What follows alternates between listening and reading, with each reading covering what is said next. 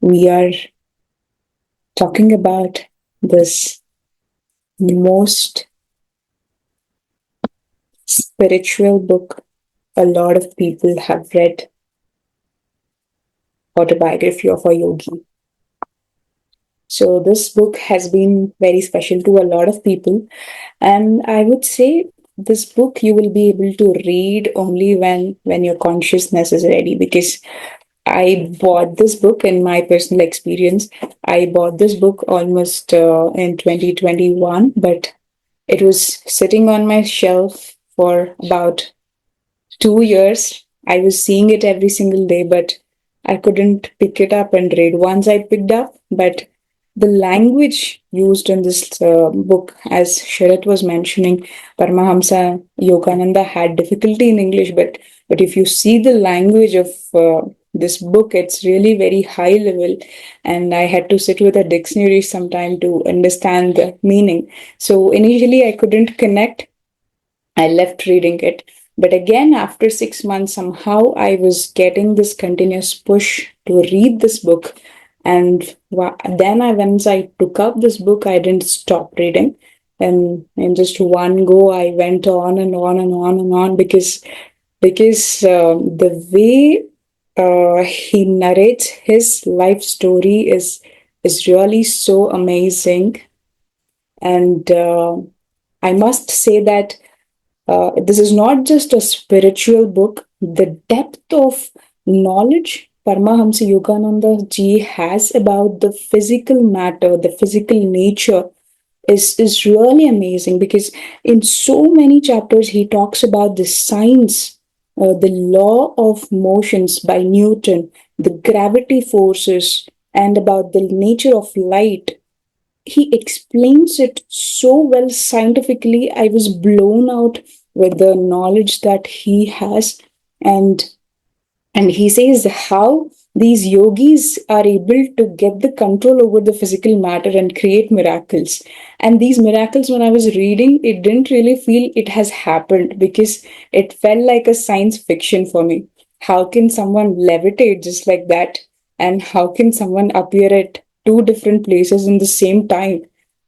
It was like a science fiction. But um, but he actually explains what really happens, and with the physical nature, the physical matter, how these yogis have got the control over the physical matter. So before I give it back to Sharat, I would like to actually share one small story from this book. It is called the Tiger Swami. There's a chapter called Tiger Swami. Paramahamsa Yogananda will be traveling across the country, and he meets a lot of yogis. And one such yogi is Tiger Swami. He's a very powerful yogi. So he meets this legendary Tiger Swami, and he expected to meet a very fierce warrior because his name was Tiger Swami. But instead, he encountered a very calm and humble saint. So Tiger Swami, when he met Yogananda, he shared a very remarkable story about his youth. And he said at that time he was determined to prove his courage. He wanted to show how courageous he is to the city he was living in. So he was training his body and mind very intensely, and he became to know as to be known as a very fearless in nature. So one day, what happened? A dangerous Bengal tiger had come to the city, and it was terrorizing the villagers in that place. So while he was walking, it just came before him. Instead of running away, he confronted the tiger. Through his courage, focus, and physical strength, he managed to overpower the tiger, and he could survive. He fought the tiger, and he conquered the tiger. So people began to admire him as a hero. In the whole village, he became very famous as the man who defeated a tiger. But years later, um, Tiger Swami came to a very surprising realization, friends. He said to Paramahamsa Yogananda that defeating a tiger was not his greatest achievement or the victory in his life. But the real challenge that he went through was much more subtle and difficult. Then he explains that while he had conquered a wild animal outside, he had not yet conquered the wild animal within, which is the restless mind, the ego, the impulses of anger, fear, and pride. So he realized something very profound, that it is easier to conquer a tiger in the jungle than to conquer the restless mind. So he finally says the real battle is not in the outside world, it is within us. And seeing the story, Paramahamsa Yogananda says finally that courage is not only the ability to face the danger in the world, friends. It is the greatest courage is the willingness to face our own mind. And the technique is always coming back to the breath. That's what they conclude by saying this. And by mastering the mind and the emotion, these yogis could play with the physical matter like anything. So it's really amazing to read the book. There are so many such stories. I think we should be talking about maybe tomorrow as well. So before that, for today, I would request Sharath to take us through the wisdom. Sharath, over to you. Yeah, there is nothing much to share here. Just a recap, right? I don't think slides are also unnecessary, right? I will just relate it, right? So, yeah. So, Prithvi's point, reality is sometimes stranger than fiction. When it happens, we don't believe. So, read this book, you will understand. So, let me very powerfully put in each of our mind as we recap, right, what we have gone through, right? So, we are all vibrating with a frequency, the frequency of light. We are all strands of that particular thread which is directly descending from cosmic consciousness. Yogananda ji used to call it as God, but know it as cosmic consciousness. So we have gone through what is cosmic consciousness. So we are vibrating, right? So we are connected to that cosmic consciousness. And we are lost. We are lost in bodily senses, desires. And we lost that we are connected to that cosmic consciousness. So, what we should do, we are confused. So, we should go back to that source from where we have come. Remember, when we don't meditate and go back to that source, raise your consciousness so that you can touch that cosmic consciousness and be with it. After we leave this mortal body into, and also after leaving the astral body, right? You're not going to change. You're going to have that impression with all those desires, and that will keep you in this loop of death and birth.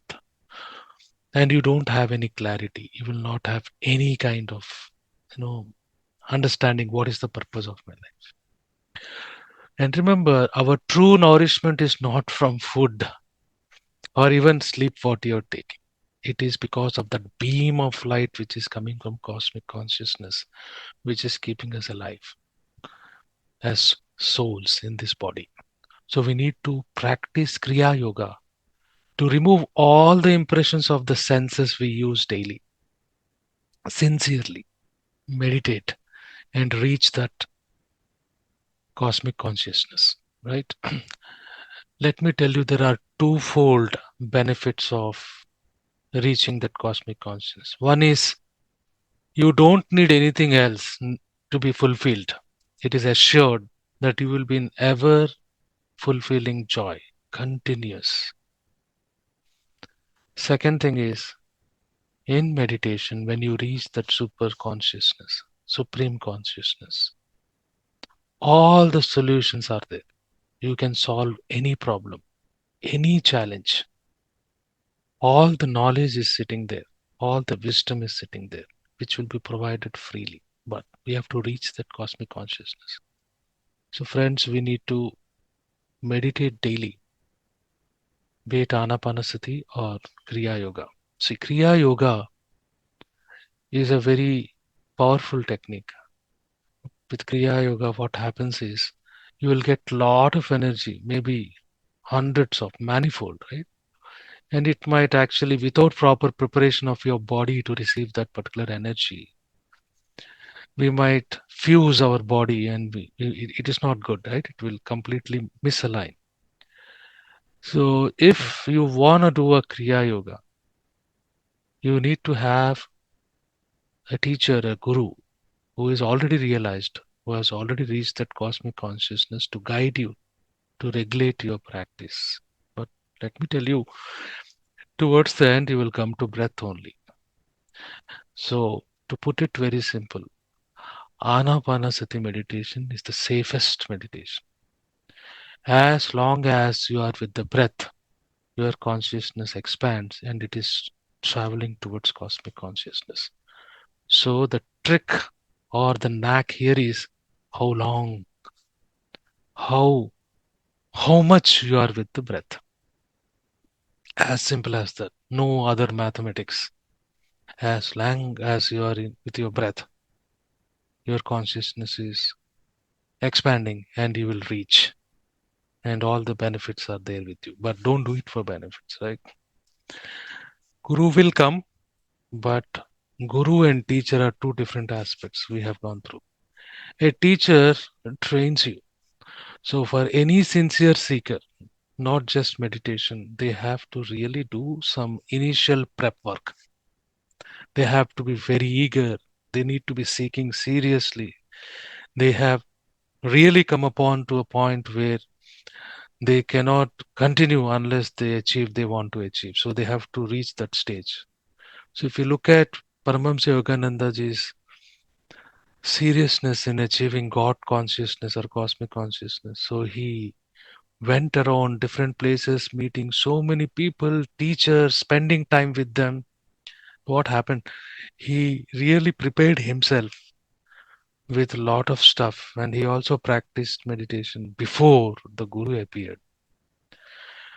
Guru will not appear unless you are ready. So you need to be ready. A guru comes, a guru is a mentor. He is going to look at you, or he or she, and then guide you through the realizing meditation. It is going to be there. For all PSSM masters, Anapanasati meditation is the biggest guru. The guru, right? Unless the guru, if you want, appears in your life, your breath is guru. It is ever present with you. It will be with you until you reach cosmic consciousness. That is the characteristics of a guru. So with this, let me quickly flash my screen, right, to really say thank you. So this is the final message. This is the biggest takeaway. Masters, meditate daily. Do not take it lightly. This is what Mahavatar Babaji said. A bit of meditation, the practice, and the cosmic experience is enough to remove the greatest fear of death and challenges of human life. Very simply put, this is assured by the masters who already tread this path of Kriya Yoga and meditation. So, with this, I will stop. So, meditate daily. Don't take it lightly. You have to be sincere and patient. If you have a lot of expectations, you can never reach that cosmic consciousness. And why we reach that cosmic consciousness? If you don't reach, your mind will carry all these impressions and it will continue for lifetimes and you will never be at peace. So, for that reason, for clarity and face the challenges of this life, go through the blueprint of this life, we need to meditate and touch that cosmic consciousness. Thank you. Thank you so much listening to me for these 5 days. Over to you, Satri. Thank you. Thank you so much, Sharath. I think this week the frequency was absolutely different from what wisdom we went through in the previous weeks. But I would say that this 1 week is not enough to cover the book because there are so many deep insights from the book and the depth. I cannot, I think we cannot make justice, do justice to this book. So we will also continue tomorrow and see few more deeper insights from the book tomorrow as well. And if any one of you have read this book, please come forward and share your insights about the book. We would like to hear what your experience of this book is, because a lot of achievers, people in different areas of life, like Steve Jobs and Virat Kohli, and a lot of people, even Dr. Joe Dispenza, have read this book, and this book has been a turning point in their life. So if you have read this book, please share your experiences tomorrow, and we will see few more little deeper insights from this book tomorrow. So with that, thank you so much for meditating and being with us. Let's all see you tomorrow at the same time, and I'll be waiting to interact with all of you. Thank you. See you all. Thank you.